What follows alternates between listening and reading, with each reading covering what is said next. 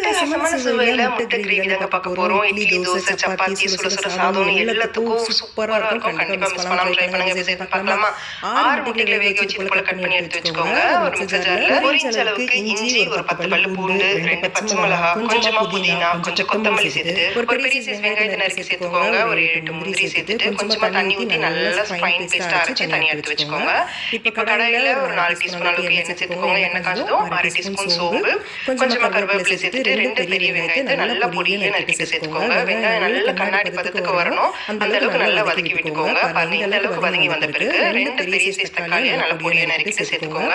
தக்காளி நல்லா குழஞ்சி வரணும். தேவையான அளவுக்கு உப்பு சேர்த்துட்டு வதக்குனீங்கன்னா நல்லா குழஞ்சி வந்துடும் சீக்கிரமா.